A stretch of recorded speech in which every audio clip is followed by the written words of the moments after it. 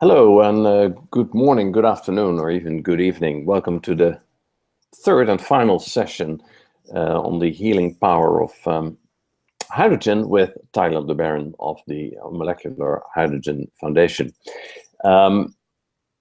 We have already spoken about the origins of the research for the benefits of hydrogen for our health.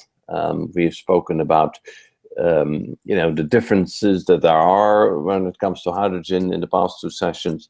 We're going to talk today, and we should involve you as much as possible through your questions to see, what in particular situations for particular diseases, what we know and what Tyler knows about research that relates to these particular ailments and diseases. So that's of course exciting. We're going to find out what hydrogen actually can do for you in the most practical sense. Before we go there, Tyler will give a brief recap of where we're coming from with the past two sessions, and then it's definitely open to your questions. So when you have those, please email them to courses@theoptimist.com, courses@theoptimist.com. The email address there is Sherry, and Sherry is behind the scenes making sure that everything works smooth and painless. So, and thank you for that, Sherry. With all that, we can start. And just a reminder, the previous sessions you can always watch through the link that you have to the recording, and that will happen with this session too as soon as we're done, which should be in about an hour or so. So please send us your questions, and Tyler, lead us into today's session. Thank you. Okay, great. Yeah, well, welcome back everybody for our third and final session of our research and studies on molecular hydrogen.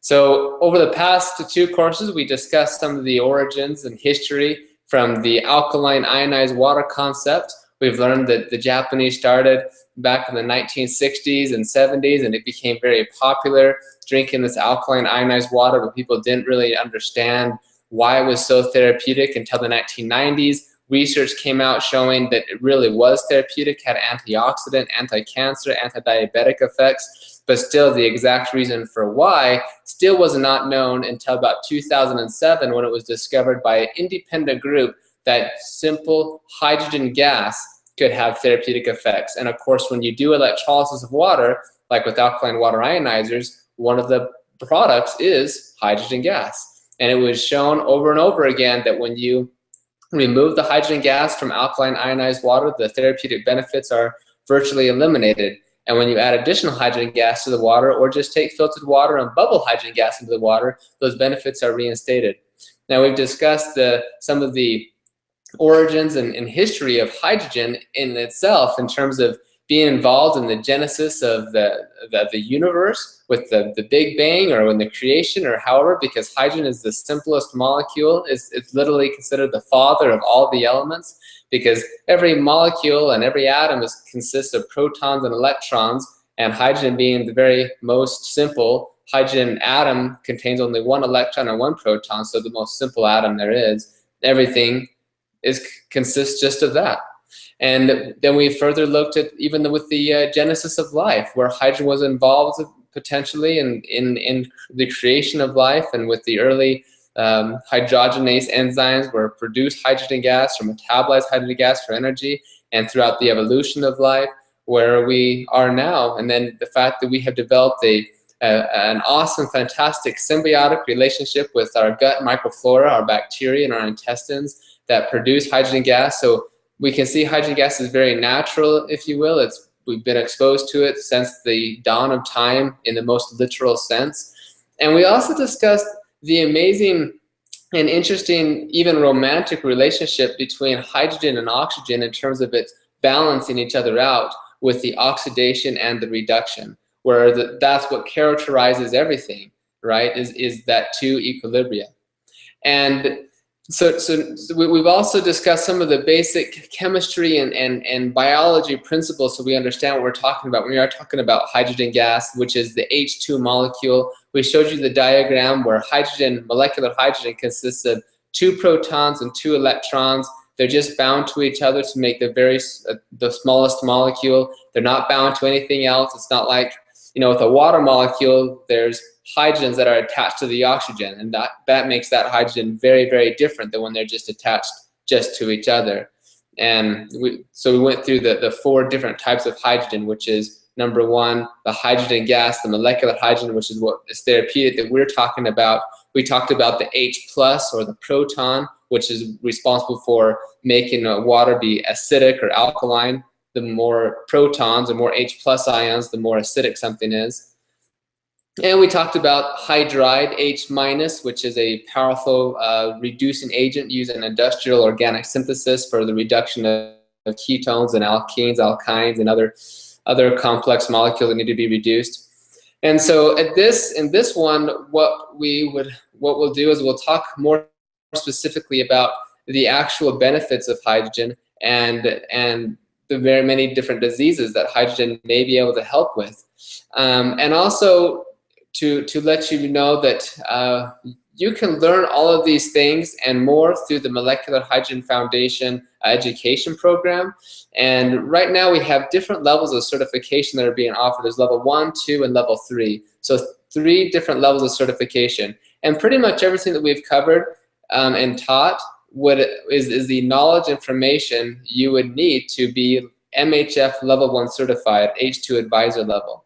And some of you may be very interested in doing that, especially if you want to understand this, have some sort of credibility or credential, so to speak, that you understand the basics of hydrogen. We strongly encourage you to do that. And I visited with the board of directors, and we've decided that we would offer a 50% discount to anybody who's doing this course. So if you write this down, the discount code would be Optimist. So just type in Optimist at when you go to the website and you click on education, you click on H2 advisor, and then when you go to pay, you put in the discount code Optimist, and you'll be able to get a 50% discount for those of you who are interested in receiving that education, MHF level 1 certification. You can take that test. Everything is already explained on the website, so I'm not going to go through that, but just read on the page education. It explains how the test works, what kind of questions will be asked, and how long it's going to take. All those types of things are all answered right there on the website. But if you are interested in that, I would recommend you go check that out, and you can become MHF certified as well.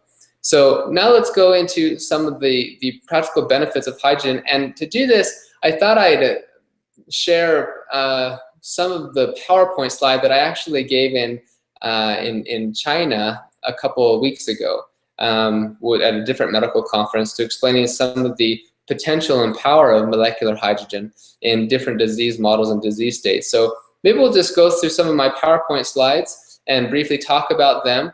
And my hope is not so much to teach you what diseases specifically hydrogen can help with, because they're so variable, but rather teach you the principles, the basic principles of physiology and biology and different areas in this part, so that you can then take those principles and apply them to whichever disease you would like to see if maybe hydrogen may have a benefit in that. Because although there's lots of studies on hydrogen, the fact is hydrogen research is still really in its infancy, and we're just now really starting to grasp the benefits of hydrogen.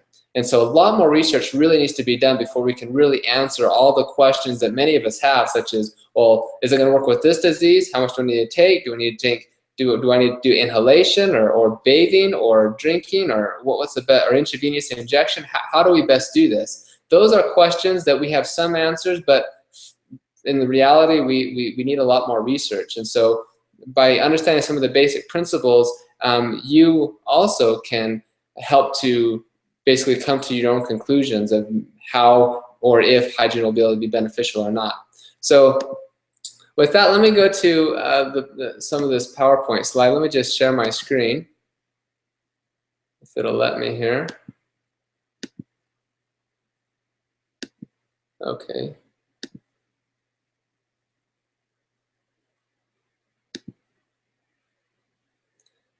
All right, well, this is slowly coming up. Yeah, this is at a this presentation I gave in China.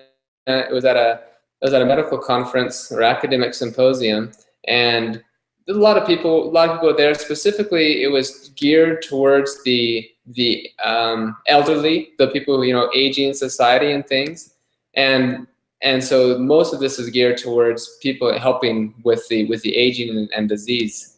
So for some reason my computer's kind of freezing a little bit. Let me just fix that.